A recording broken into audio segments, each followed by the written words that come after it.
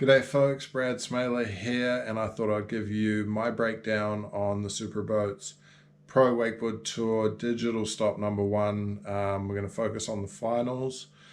And yeah, I just thought, as a former competitor, as now a spectator, and as a fan, I just thought I'd give my breakdown on what I see in all of these runs. And I am going to be quite critical. I'm going to give some constructive criticism, constructive feedback. And even if it is a great run, I feel like there's always room for improvement. So I'll be sort of picking these apart and letting you know what I think of all of the runs. So going to get things started off with Finn Bullock Womble.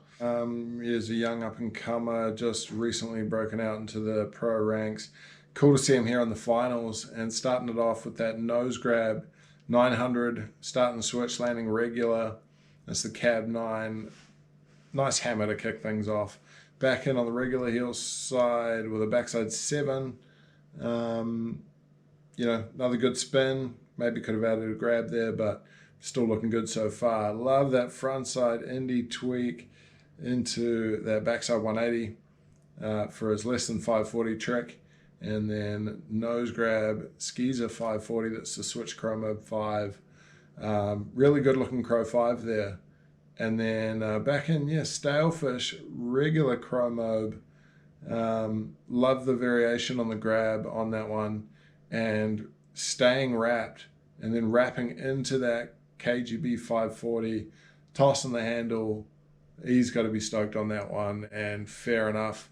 Not much negative I can say about that run. Obviously, with Finn being new into the pro ranks, there's always going to be room for him to build that run up and up. Maybe could have taken things a little bigger or always room to add 180s and things like that. But, the main positive I want to take away from Finn's run was the flow.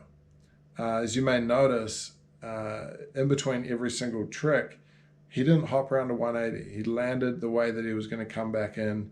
And you see some guys even will do a 180, cut out 180, and then go back in for whatever reason. So I loved that we didn't see that from Finn. I feel like that comes from his snowboard background, wanting to make things flow really nicely. So epic job there, Finn.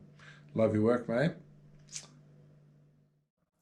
So the next rider we got up is going to be Noffleg. He had a good run in the semis, throwing down 10, things like that. Now, not sure what's going on here. First I thought it was a speed adjustment. Now it looks like, seems like he's got his fist up in the air, in sign of solidarity against racial injustice. Taking his opportunity that he's been given here for the finals to speak out and, sacrifice, I guess, putting together a run. Bold strategy. Not sure how it's going to work out for him in the rankings at the end there, but no, I think it's actually it's kind of cool of him to do that. So interesting move. Didn't expect that at all. But there's Noffleg for his finals run in the Digital Pro Tour. Right, so the third rider we've got here in the Pro Men finals here for the Superboats Digital Pro Wakeboard Tour. Shota Zuka. I'm excited to see this one. Shota's one of my favorite riders to watch in terms of style and amplitude. As you see there, that double half cab roll was, you can't fault that one. So much pop. Melon frontside 7, and Shota's got one of the best off-axis spins in the game. Best pop in the game, in on the toes. Toe-side backside off-axis 5, love that one. That heel 7 earlier, may have expected a 9 out of him, but regardless, there's that big tangent of blind. Again, plenty of pop, grabbing that tail, switching it around here. And what's he got for us? Little switch mode.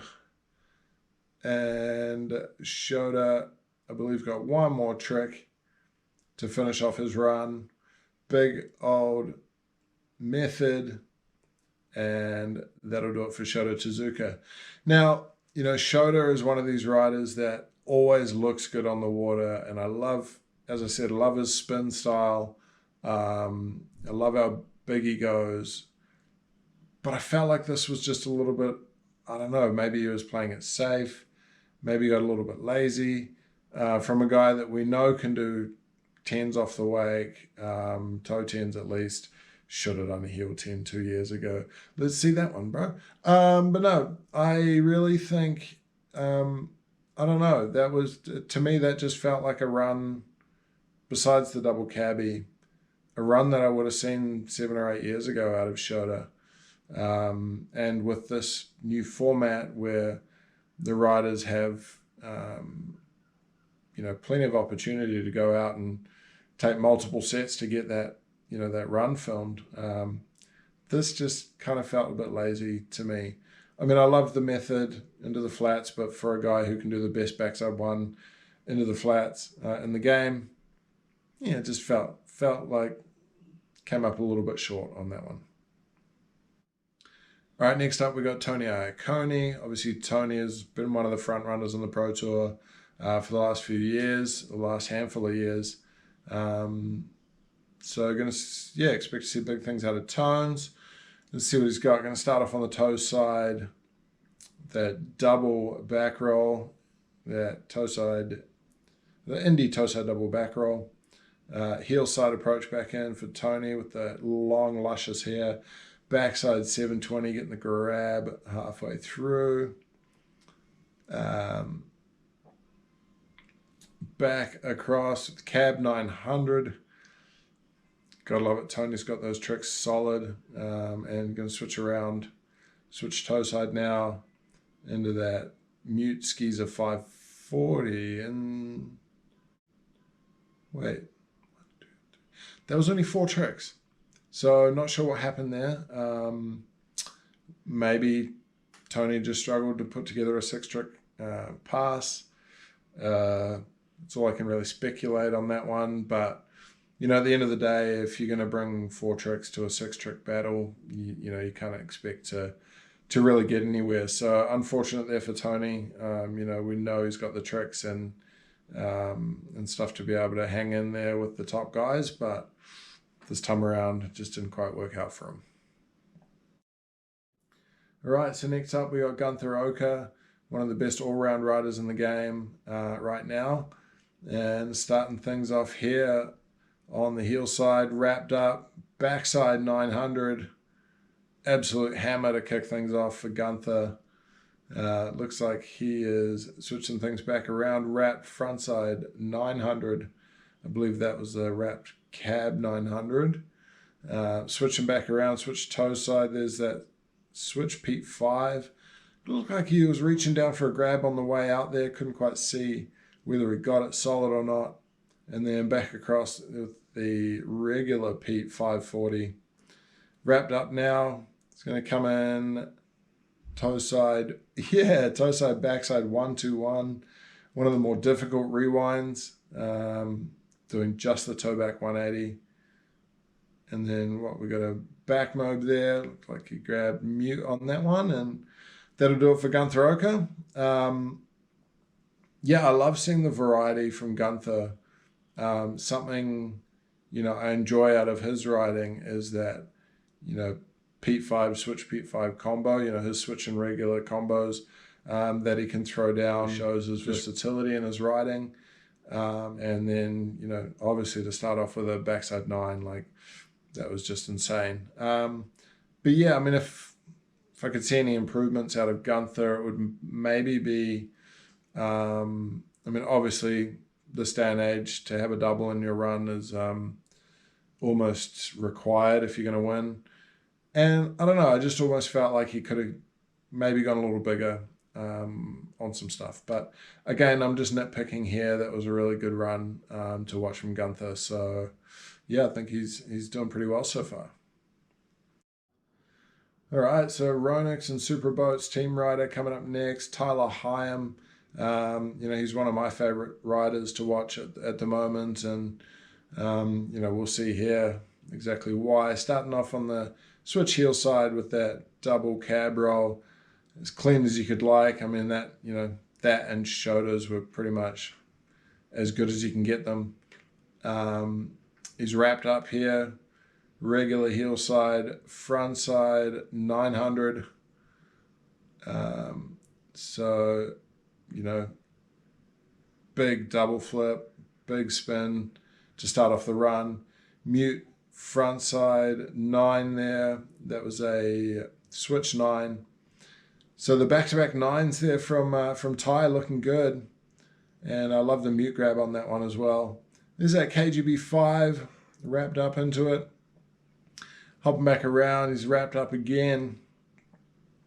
Toe side approach, Tyler Himes. Oh, I got a toe side backside 7 for us. So, you know, with his back-to-back 9s, that toe back 7, Ty looking pretty good in the spin department. Yeah, and the 3-2-1, that late rewind. 6 tricks down, Tyler Himes crushing it. Loved watching that one. I think, yeah, looking at that, I mean, I don't know.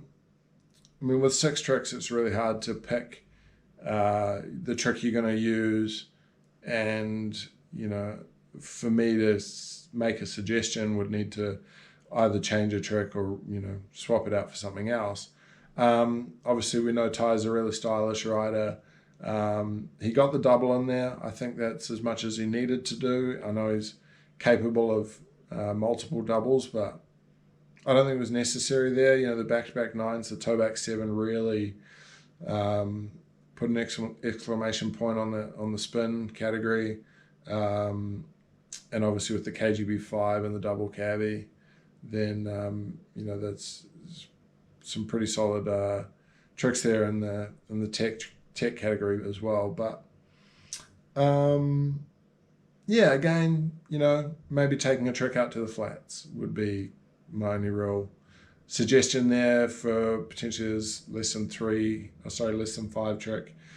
But again, you know, not much I could really say to improve on that epic run there from Tyler Himes.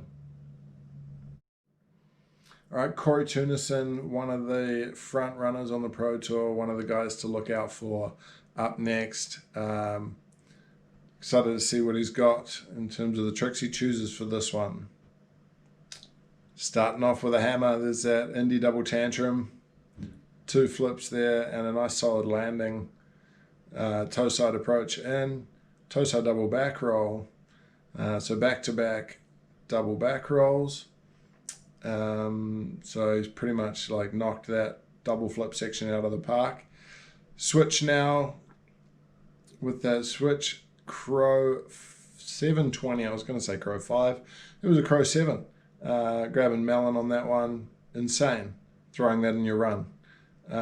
Big melon frontside 360. Taking that past the second wake. That's his less than 5 allocated trick.